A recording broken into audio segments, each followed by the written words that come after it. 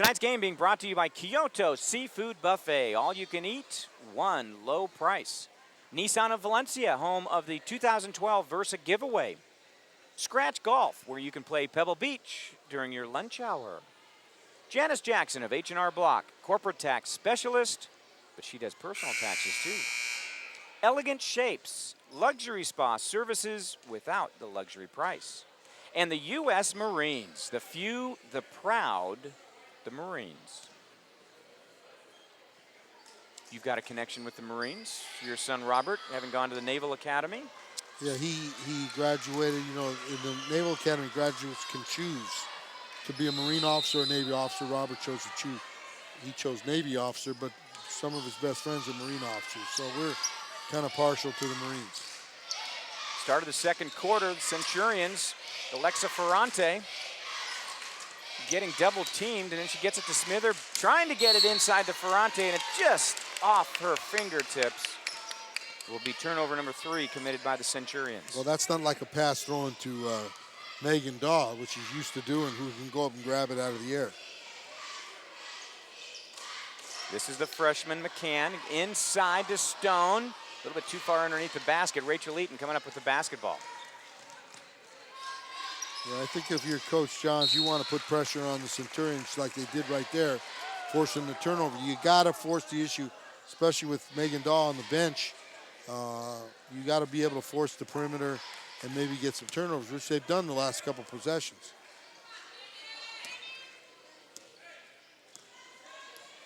Callie Vitalo is a 5'6" sophomore, bringing the ball down, giving it over to the senior Stone. Now Schwimmer, and her pass sailing over Stone's head. Both teams now with 4 turnovers. Well, you know, a lot of the times when you play in games that are, you know, one-sided most of the time, you get in the close game, you kind of don't, it's unfamiliar ground, and you're not really ready to play in that. Megan Daw not on the floor right now. The pass goes to Jordan Oster for 3. She's hit 25% behind the arc on the season, has Oster, and she stretches the lead to 5 for the Centurions. She seems to always hit them at the right time, too. Now a 3 put up by Stone, and that's Oster on the other end, coming up with a rebound, and she is fouled.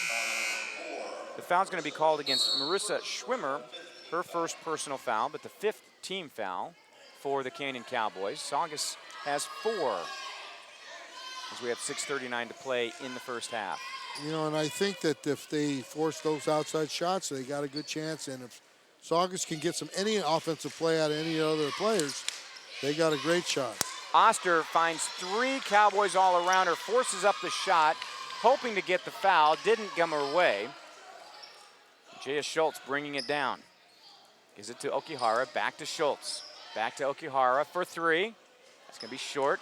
Okihara's going to follow it up. Scoop layup, can't go. Rachel Eaton pulls down the rebound. Quickly bringing it the other way is Ferrante. Giving it to Oster. Oster's a spin move, right-hander high off the glass, and the rebound pulled down by McCoy. Yeah, Coach Eaton's not very happy with that shot selection, nor is Coach Johns with that pass selection. This game's getting a little sloppy. You know, talking to Coach Johns before the game, he's superstitious, and he said last year he wore a tie over to Saugus, and the Centurions beat the Cowboys. If you get a shot of Coach Johns, and you'll see him right there just sitting down, he is not wearing a tie. Yeah, the tie's overrated for coaching. There's Megan Daw down inside. Daw now with 8 points, and it's a 7-point lead for the Centurions, their biggest of the night. And going, one quick note back on the tie for Coach Johns. He says he put a tie on this morning, and then it was like, wait, what am I doing? And he quickly took it off. He just momentarily forgot his mind, I guess. Yeah, generally coaches are always superstitious in some way or another. Jaya Schultz drive, no good. Then down underneath, Megan Daw tying it up with Aaliyah McCoy, jump ball, and the possession points to the Cowboys. So Canyon will get the basketball, and they've got a fresh 30-second shot clock. Well, you know, there's been no semblance of any kind of offense here by Canyon. They have 10 points in 2 quarters of play, and that's really unlike them. Smither knocking it out of bounds. There you see Chuck Johns just off center there. Elbows on his knees, no tie. You know, I know him pretty well, and I can tell by his body language, he's kind of fuming over there about their inability to get good shots against the Saugus defense. And by the way, a shout out to the man who was sitting next to him, Paul Bernier, longtime assistant coach. Has a nice play by Vitalo, driving in, and the scoop layup is good.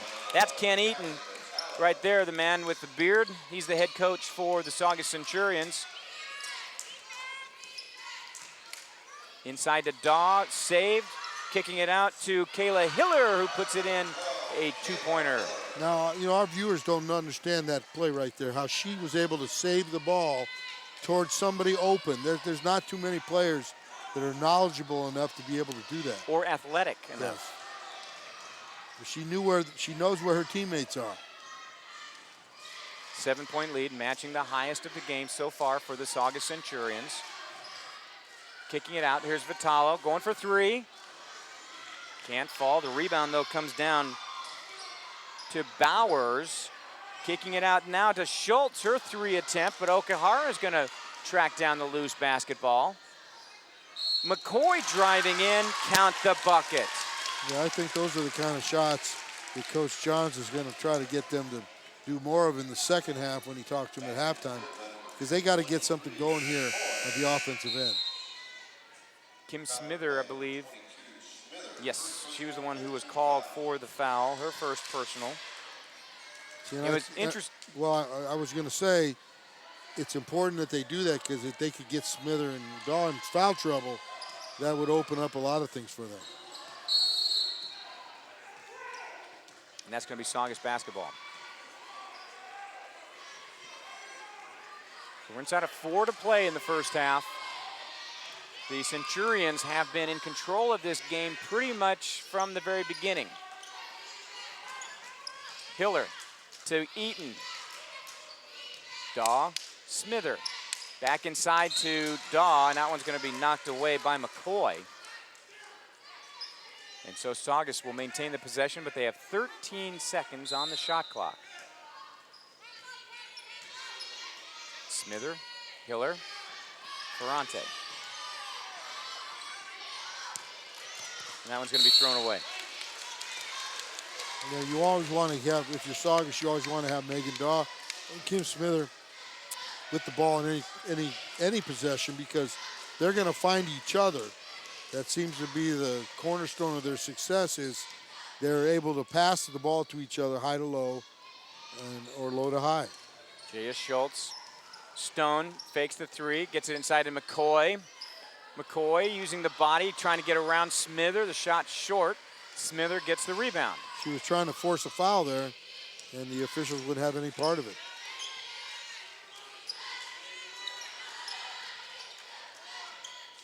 Hiller has Stone all over her. That was knocked away for the moment by Schultz, as Daw and Vitalo each hit the floor. Ferrante's shot no good. Daw gets the rebound underneath, and she's going to draw the foul. And I'm going to tell you, because we're camped out pretty close to the basket here on the right side, this game is about as physical a girls' basketball game as I have seen so far this year. Yeah, and Megan Daw is creating contact. She's posting up strong, and, you know, she's adding to her legacy. You know, I think, without a doubt, she's the best player in the Foothill League this year, and has been for a long time. Her ability to get open and understand the way the game flows and what the coaches want is by far head and shoulders above anybody else in the league.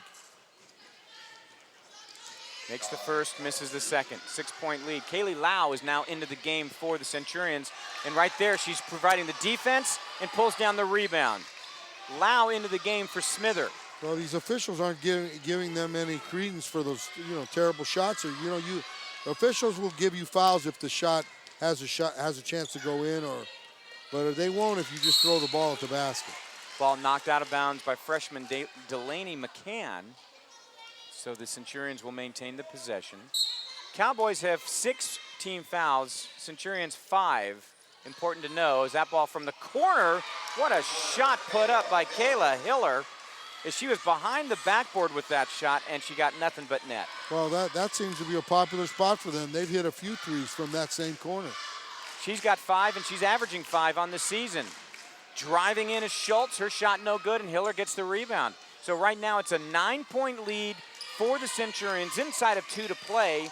It's the biggest lead of this game for the road team. And Kim Smithers is on the bench, so you like your chances when you can rest one of your superstars. Oster makes it an 11-point lead.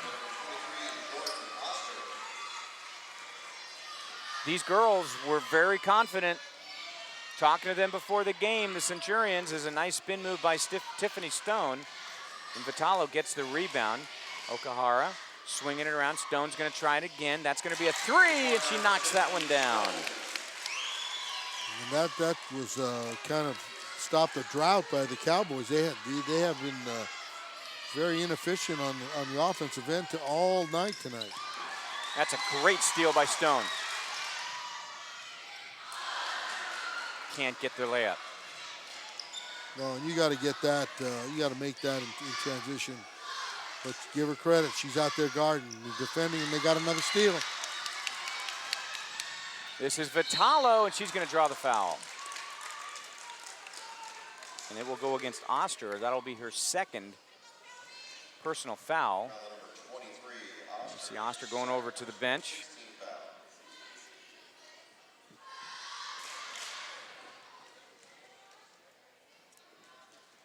So Vitalo will go to the line to shoot 2. 65% on the season.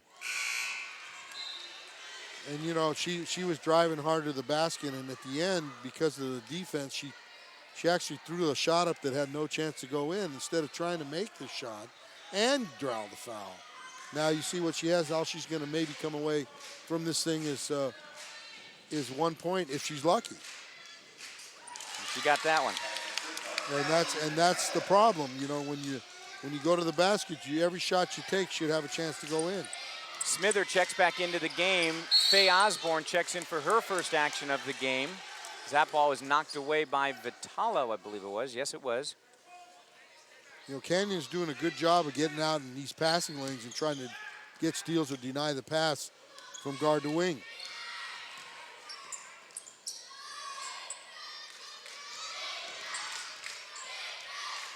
Ferrante, ball knocked away by Schultz, picked up by McCoy. If I'm not mistaken, that's 3 consecutive possessions that have resulted in turnovers by the Centurions. And they only came about with 1 point in all 3 possessions. Did the Cowboys? Yes. Schultz driving in. Smither gets the rebound, and boy, she almost dragged that back foot. And that's another bad shot attempt. I mean, she had a layup, and she tried to scoop it in. Ferrante blocked by Schultz. Picked up again by Ferrante, who drives it in. Well, you got to give these Centurions lots of credit for coming in here and jumping out to a 9-point lead at halftime. The first half belongs to the Centurions. A 27-18 first half lead. Greg and I will return, take a little look at this first half when we return on the Kyoto Seafood Buffet Game of the Week. To purchase this game on DVD, call the SCVTV Media Center at 661-251-8820 or send email to info@scvtv.com.